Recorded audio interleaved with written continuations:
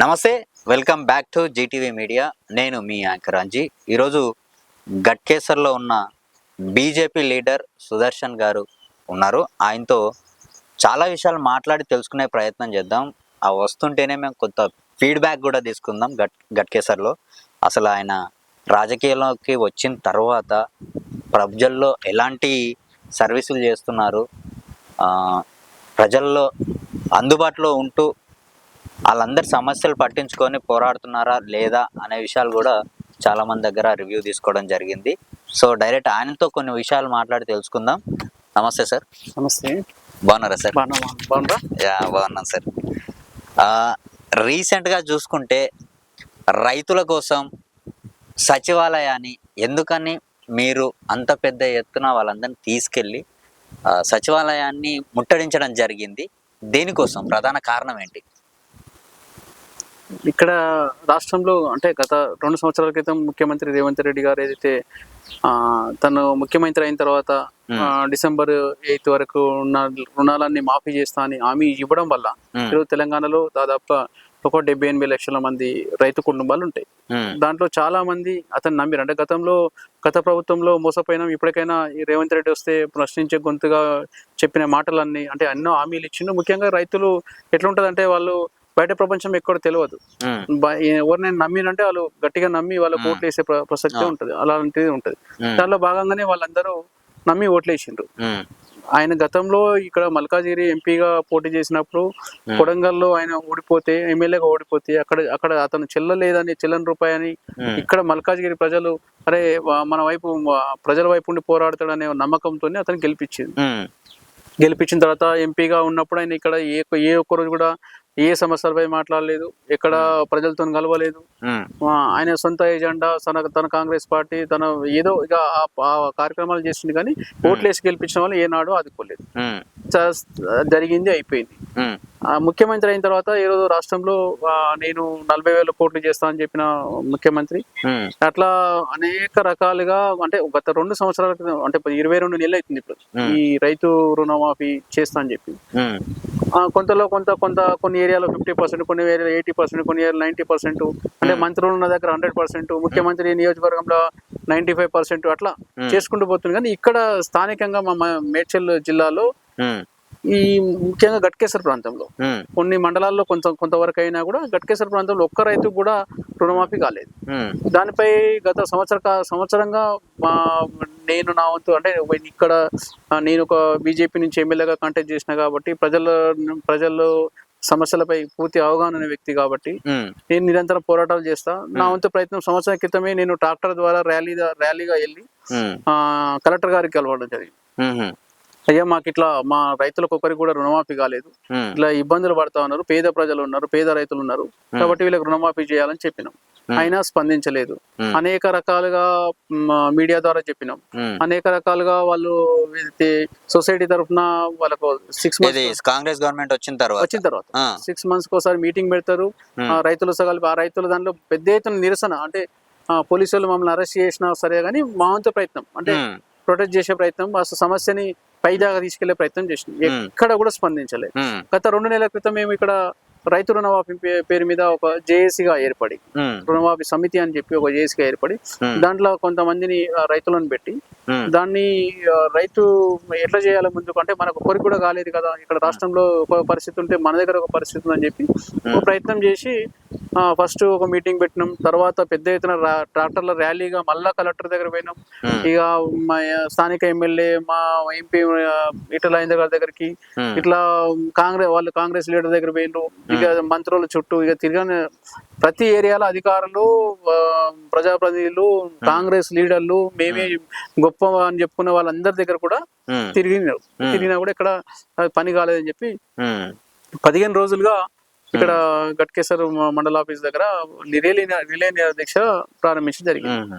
ప్రారంభిస్తే దాంట్లో కూడా రోజు రైతులందరూ తమ పని చేయగొట్టుకొని దానికి బర్రెలు గొర్రెలు ఉంటాయి కదా రైతు, అవును అవును అలాంటివన్నీ విడిచిపెట్టుకొని వచ్చి రైతులు కూర్చుంటుంటే వీళ్ళు ఎక్కడా కూడా స్పందన లేదు. ఓకే అంటే కొంతమంది కాంగ్రెస్ నాయకులు ఇక రావు అని చెప్పి ఒక మాట చెప్తున్నారు. మొన్న మంత్రి శ్రీధర్ బాబు దగ్గరికి పోతే అది అయిపోయింది కదా అని అంటున్నారు.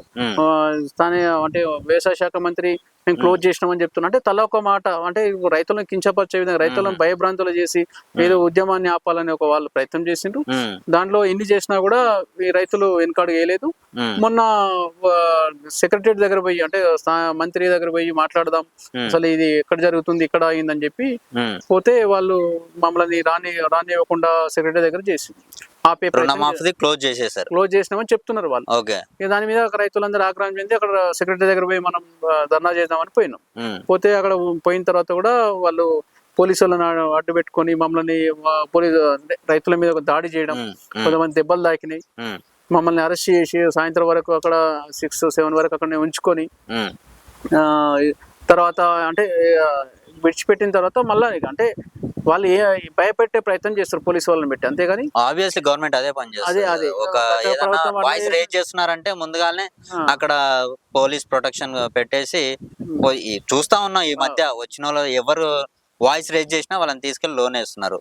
సో మొన్న రీసెంట్ గా సరే ఈ ఇష్యూ ఇలా జరుగుతుండగా రాష్ట్రం మొత్తంలో యూరియా కొరతగా చాలా పెద్ద ఎత్తున జరిగింది. అందరు ఇబ్బంది పడుతున్నారు. కొన్ని వీడియోస్ చూసాము, చెప్పులని లైన్ గా పెట్టుకుంటూ ఆ పాస్బుక్లు ఏవైతే ఉన్నాయో అక్కడ లైన్ బై రాళ్ళు పెట్టి వెళ్ళి తినేసి రావడమో, లేకుంటే అక్కడే ముసలోళ్ళు పడుకున్నారు కూడా పాస్బుక్ పెట్టుకొని 2 రోజులు 3 రోజులు ఇలా లైన్లలో నిలబడి మరి ఇబ్బందులు పడుతున్న వీడియోస్ మనం చూసాం. వాస్తవంగా అదే జరుగుతుంది. ఎందుకని ఇలా జరుగుతుంది? దీని మీద మీరు ఏమైనా క్వశ్చన్ చేశారా? అంటే రాష్ట్ర ప్రభుత్వానికి అవగాహన లేదు ఫస్ట్. ఈ రోజు రాష్ట్రంలో ఎంత యూరియా పడుతుంది, ఎన్ని ఎకరాలు నాటేస్తున్నారు, ఎన్ని ఎకరాలు అంటే కల్టివేట్ చేస్తున్నారు అని చెప్పి అవగాహన లేకపోవడం వల్ల ముందస్తుగా వాళ్ళకు దాని మీద ఒక మీటింగ్ పెట్టుకొని మాకు ఇంత కావాలి అని చెప్పి కేంద్ర ప్రభుత్వానికి చెప్తే అంటే వీళ్ళు చేసేది ఏం లేదు ఇక్కడ. ఓన్లీ వీళ్ళు అంటే మీడియేటర్షిప్ అంటే వాళ్ళు కేంద్రం నుంచి వచ్చిన యూరియాని వీళ్ళు రైతులకు సప్లై చేయాలి. కానీ ఇక్కడ కేంద్రం తప్పు చేసింది అనుకోవచ్చా? మరి కేంద్రం ఎట్లా తప్పు చేసింది అనుకో, కేంద్రం నుంచే కదా రావాల్సింది. 2250 రూపాయలు ఉన్న యూరియా బస్తాని 250కి ఇచ్చుడు కేంద్రం తప్ప. అంటే 1963 రూపాయలు కేంద్ర ప్రభుత్వము దీని మీద సబ్సిడీ ఇచ్చుకుంటూ ఈరోజు రైతులందరినీ ఆదుకున్నందుకు కేంద్రం తప్పంటారు? ఆ విషయంలో కాదు, రైట్. మరి యూరియా కొరత ఎందుకోసం వచ్చింది? అదే అంటున్నా మీకు. ముఖ్యమంత్రి రేవంత్ రెడ్డి కానీ స్థానిక అంటే వ్యవసాయ శాఖ మంత్రి వారిలో లేకపోతే అధికారులు కలిసి ఫస్ట్ మనకి ఒక 2-3 నెలల ముందే ఇంత 1000 ఎకరాలు నాటేసిండ్రు, 1000 ఎకరాలకు సంబంధించి ఎంత యూరియా పడుతుంది ఒక ఐడియాతోని ముందు మనకు ఎండెంట్ పెట్టుకుంటారు. కానీ ఆ రకంగా వీళ్ళు సరైన టైంకి స్పందించకపోవడం వల్ల అంటే వర్షాలు లేట్ పడుతుంది, కొంచెం లేట్ అయినాయి కదా వర్షాలు లేట్ అవడం వల్ల వాళ్ళు అరే కల్టివేట్ తక్కువ అవుతామని అనుకున్నారు. కానీ అదృష్టం ఏంటంటే వర్షాలు విపరీతంగా పడడం వల్ల రైతులందరూ కూడా అంత సాగు చేయడం వల్ల ఈరోజు యూరియా కొరత ఏర్పడ్డప్పుడు తక్షణమే స్పందించాల్సిన టైంలో స్పందించలేదు. అయితే ముఖ్యమంత్రి గారు మాటికి ఢిల్లీ పోతారు. దాదాపుగా 55 సార్లు ఈరోజు ముఖ్యమంత్రి అయిన తర్వాత ఏ ముఖ్యమంత్రి కూడా ఇప్పటి వరకు అన్నిసార్లు ఢిల్లీ పోయిన ముఖ్యమంత్రి లేడు. కానీ మా తెలంగాణ రాష్ట్రంలో ఉన్న ముఖ్యమంత్రి 55 సార్లు ఇప్పటి వరకు ఢిల్లీకి పోయింది. అంటే ఇట్లా దాదాపు 150-200 రోజులు ఢిల్లీనే కలిపొచ్చినాయి. అంటే రాష్ట్ర ప్రభుత్వం ఎట్లా ఉందో, ముఖ్యమంత్రి ఎట్లా ఉన్నాడో, కాంగ్రెస్ పార్టీ ఎట్లా ఉందో, తెలంగాణ అభివృద్ధి కోసమే పోతుందని అనుకోవచ్చు కదా. ఇప్పటివరకు ఏం చేసిండు? ఎందుకంటే రేవంత్ రెడ్డి గారు జెడ్పీటీసీ నుంచి సీఎం దాకా వచ్చారు అని అంటే చిన్న విషయం కాదు. సో ఎంత కృషి చేస్తే ఈ ఎత్తుకి ఎదుగుతారు. బట్ అక్కడికి వెళ్తున్నాడు అంటే ఏదో ఒక రీజన్ ఉండొచ్చు. డబ్బుల మూటలే తీసుకుపోతున్నారు అని చెప్పేసి ప్రతిపక్ష పార్టీ నుంచి చాలా మంది అంటున్నారు. బట్ అది కరెక్ట్ కాదేమో అని నా ఉద్దేశం. అంటే ఇప్పుడు ఎన్నిసార్లు పోయినా ఇది తీసుకొచ్చినా ఇది ఇట్లా సాధించినా అని చెప్పి వెళ్తే రేవంత్ రెడ్డి దగ్గర ఏం లేదు. కాబట్టి రేవంత్ రెడ్డి గారు ముఖ్యమంత్రి అయిన కింది స్థాయి నుంచి వచ్చినా కూడా ఈరోజు ఫైనాన్షియల్ పొజిషన్ అయితే స్టేట్ గవర్నమెంట్ ఇబ్బందులలో ఉంది. అది విషయం అందరికి తెలుసు. కానీ ఇక్కడ ఏ విషయం మీద అత్యవసరం ఉంది, ఏ విషయం మీద స్పందించాలనే విషయంలో ముఖ్యమంత్రి రేవంత్ రెడ్డి గారు అయితే స్పందిస్తలేరు. ఇప్పుడు ఆయన పరిపాలనలో పలానా ఇప్పుడు ఎగ్జాంపుల్ చెప్తున్నాం, మనం నీకు ఇన్ని హామీలు ఇవ్వాల్సిన అవసరం ఏముంది? బడ్జెట్ను పట్టుకొని హామీలు అంటే మన రాష్ట్ర ప్రభుత్వం ఎంత ఇన్కమ్ ఉంది, ఎన్ని అప్పులు పుడతాయి మనకని తెలుసుకొని ఇవ్వాలి. ఈరోజు అనేక రకాల హామీలు. ఈరోజు ప్రతి మహిళకు 2500 ఇస్తాడు, ప్రతి అమ్మాయిలకు ఇంటర్మీడియట్ అమ్మాయిలకు నేను స్కూటీలు ఇప్పిస్తాడు. ఇట్లా ఇక జాబ్ క్యాలెండర్ సంవత్సరం జాబ్ క్యాలెండర్ 6 months ఒకసారి రిలీజ్ చేస్తున్నాడు. ఇట్లా చెప్పుకుంటూ పోతే అంటే ఆయన అమలు కాని హామీలు ఏవైతే ఇచ్చిండో అవన్నీ ఈరోజు ఆయనకు మెడకు చుట్టుకున్నాయి. ఈరోజు Congress party first and last ముఖ్యమంత్రి రేవంత్ రెడ్డి గారు అవుతారని నేనైతే అనుకుంటున్నాను. ఎందుకంటే ఈరోజు ప్రజలలో తీవ్ర వ్యతిరేకత ఏర్పడ్డది. ఒక మహిళలలోనే కాదు, రైతులు కూడా ఈరోజు ముఖ్యంగా కార్మికులు, ఆశా వర్కర్లు, అంగన్వాడీలు, ఇట్లా మున్సిపాలిటీ సిబ్బంది, ఇట్లా ప్రతి ఒక్క ఇప్పుడు నేను 317 మీద పోరాడిన ముఖ్యమంత్రి రేవంత్ రెడ్డి దాని వచ్చిన తర్వాత 317 జీవో మర్చిపోయింది. ఇట్లా ప్రతి వర్గాలని ముఖ్యంగా కార్మికులని ఈ రోజు మోసం చేసిన ప్రభుత్వం ఏంటంటే కాంగ్రెస్ ప్రభుత్వం. వాళ్ళకు డిఏలు ఇవ్వాల్సిందే, డిఏలు లేవు. ఈరోజు అన్ని రకాలుగా రిటైర్డ్ అయిన ఎంప్లాయీస్ ఇప్పటి వరకు ఎంతో మంది అంటే 2 సంవత్సరాలు పిఎఫ్ డబ్బులు రాక 2-3 సంవత్సరాల నుంచి వెయిట్ చేస్తున్నారు. ఇప్పటికే అవి వస్తాయా రావా అని భయంతో వందలాది మంది చచ్చిపోయిండ్రు. అంటే ఆ టైం పీరియడ్, ఆ గ్యాప్ ఉండడం వల్ల రాష్ట్ర ప్రభుత్వం దగ్గర డబ్బులు లేవు అని చెప్పి వాళ్ళ డబ్బులే కదా, వాళ్ళకి ఇవ్వాల్సిన డబ్బులు, పిఎఫ్ డబ్బులు కూడా ఇవ్వకపోవడం వల్ల రోజు చనిపోతా ఉన్నారు. అయినా కూడా ఈ రాష్ట్ర ప్రభుత్వం స్పందిస్తలేదు. రైట్. గట్కేసర్లో ఈ రైతు బంధు ఏదైతే ఉందో, రైతు బంధు రావడం వల్ల రైతులకి ఎలాంటి ఉపయోగం ఉంది? ఇది మొదలు పెట్టింది కేసీఆర్ గారు. సో అది వచ్చిన తర్వాత చాలా మంది 100 ఎకరాలు ఉన్న వాళ్ళకి, లక్షాధికారికి మరి లక్షలే ఇస్తున్నారు. దీనికి ఒక లిమిట్ పెడితే బాగుండేది అని చెప్పేసి ఒక పాయింట్ రేజ్ అయింది. ఆ తర్వాత కొంతమంది ఎందుకయ్యా రైతు బంధు అసలు ఎందుకు రైతులకి అన్ని కొంతమంది మాట్లాడారు. అయినా రైతు బంధు వల్ల ఆ రైతు బంధు పైసలు వస్తే ఏ పిండికో, ఏ ఇతనాలకో, లేకపోతే ఇతర అవసరాలు ఉంటాయి కాబట్టి దానివల్ల ఎలాంటి ఉపయోగం లేదంటారా రైతులకి? అంటే గతంలో కేసీఆర్ చాలా తెలివిగా పనిచేసిండు. ప్రతి అంటే ఓట్లను కొనే ప్రయత్నంలో రైతు బంధు పేరు మీద రైతు బంధు వేసే కార్యక్రమం తీసుకుండు.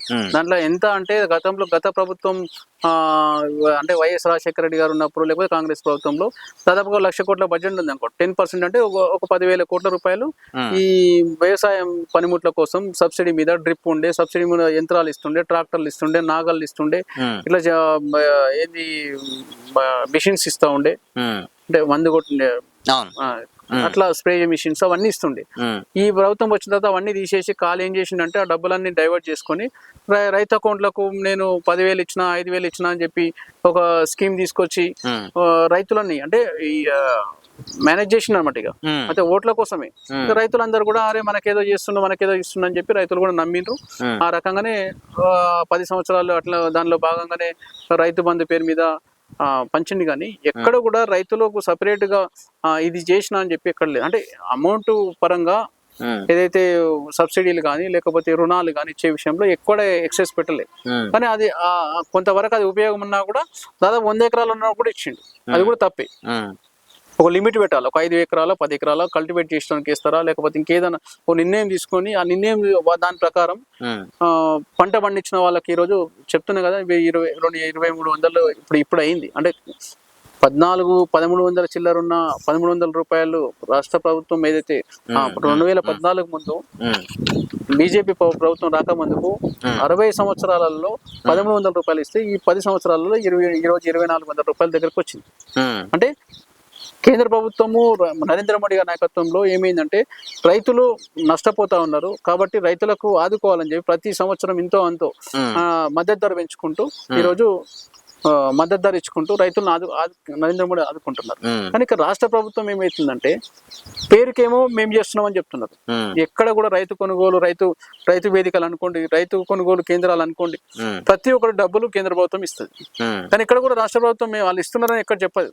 రైతులకు కూడా చాలా మంది 90% రైతులకు కేంద్ర ప్రభుత్వం రైతులకు ఏం చేస్తుందో కూడా ఇప్పుడు యూరియా చెప్తున్నా కదా 250-260 రూపాయలకు యూరియా ఇస్తుంది. కానీ వాళ్ళు 260 రూపాయలు అనుకుంటున్నారు. కేంద్ర ప్రభుత్వం 1960 రూపాయలు ఈరోజు సబ్సిడీ ఇస్తున్న విషయం కూడా వాళ్ళకి తెలియదు. అట్లా అవగాహన లేకపోవడం వల్ల కేసీఆర్ నేనే చేసిన నా సొంత పైసలు ఇచ్చినట్టుగా ఒక పబ్లిసిటీ చేసుకుంటు కానీ ఎక్కడ కూడా రైతులను ఆయన నిజంగా లక్షాధికారికి ఈ రైతు నేను ఈరోజు బాగుపడ్డా, ఈరోజు నేను నా బిడ్డ పెళ్లి చేసిన, ఫలానా ఇల్లు కట్టినా, లేకపోతే నా కొడుకుకు ఈరోజు మంచి చదువు కోసం 10 లక్షలు ఖర్చు పెట్టినాను ఎక్కడ లేదు. ఉమ్, ప్రతి ఓడు 5 గుంటలో 10 గుంటలో ఎకరము ఏదో కొంత అమ్ముకోవాలి, లేకపోతే పాస్బుక్ లో వాళ్ళ భార్య పుస్తల తాడు కుదబెట్టుకొని వాళ్ళ జీవనం సాగిస్తారు. కానీ ఎక్కడ కూడా రైతులు బాగుపడ్డ లేదు. ఎందుకంటే ఎన్ని సంవత్సరాల నుంచి చూస్తున్నాం కదా, ఇప్పటికీ కూడా నిరంతరం మోసపోయేవాడు ఈరోజు ప్రపంచంలో అంటే ఒక రైతు మాత్రమే. రైతు ఏదైనా కూడా గుడ్డిగా నమ్మేస్తాడు. రాజకీయ నాయకులు లేకపోతే పార్టీలను నమ్ముకొని ఓట్లు వేసేసి మాకేదైనా పెడతారేమో అని ఆశతో ఉంటాడు. కాబట్టి ఒకప్పుడు ఎకర పొలం అమ్మితే వేలల్లోనే ఉంటుండే. కానీ ఈ బీఆర్ఎస్ గవర్నమెంట్ వచ్చిన తర్వాత ప్రతి ఒక్క రైతుకు ఒక ఎకరా అమ్మేస్తే చాలు 20 లక్షలు 30 లక్షలు 50 లక్షలు ఇలాంటి సిచ్యువేషన్ తీసుకొచ్చారు. సో ఆడపిల్ల పెళ్లి చెయ్యాలి అనుకుంటే ఓ ఎకరా పొలం అమ్మేసేద్దాంలే అనుకునే స్థితిలో కూడా చాలా మంది, అంటే పెళ్లి చేయడం అనేది చాలా పెద్ద విషయం కాబట్టి అనుకుంటానో అద్దె ఎకరానో తీసేస్తే పెళ్ళి అయిపోతలే అనే స్టేజ్కి తీసుకొచ్చిండు. మరి ఈ రేంజ్ లో తీసుకొచ్చినందుకు కేసీఆర్ వల్ల తెలంగాణ బాగుపడలేదంటారా? భూముల విషయంలో భూముల రేటు పెరిగినంత మాత్రాన రైతు ఎప్పుడు భూమి అమ్ముకొని బతకాలనుకోడు. రైతు ఆలోచన వేరుంటది. రైతు ఇప్పుడు ఏదైతే ఫ్యామిలీ మెంబర్స్ ఎట్లనో పశువులను కూడా తన కుటుంబ సభ్యులు అనుకుంటాడు. వరి చేను కూడా కొంచెం నీళ్ళు దాకపోయి వరి చేను ఎండిపోయినా కూడా అతను ఏడ్చుకుంటూ అక్కడ కూర్చుంటాడు. అంటే రైతు అంటే స్వభావం అటువంటిది. రైతు నేను నా కుటుంబ సభ్యులే నేను మొత్తం అనుకోడు. పశువులని, దూడని, గొర్రెలని సంబంధించిన వరిచేని, కూరగాయలని ప్రతి ఒక్కటి కూడా అతను ఎంత బాధపడతాడంటే అటువంటి భూమిని కన్నా తల్లి లాంటి భూమిని అమ్ముకొని ఈరోజు పెళ్లి చేయాలని ఏ రైతు అనుకోడు. కానీ పరిస్థితులు అనుకూలంగా లేవు కాబట్టి రైతులు ఎవరు కూడా అంటే పంటల మీద దిగుబడి వచ్చి లాభాలు వచ్చే పరిస్థితి ఈ రోజు లేదు. కాబట్టి అమ్ముకునే పరిస్థితి వచ్చింది. కాబట్టి ఈరోజు కేసీఆర్ ఎక్కువ చేసిందా లేకపోతే ఇంకోరు ఎక్కువ చేసిరా అనేది కాదు. ఎవరు కూడా అమ్ముకోవాలని ఇంట్రెస్ట్ అయితే ఉండరు. రైతులు బాధతోనే అమ్ముకుంటారు. రైట్.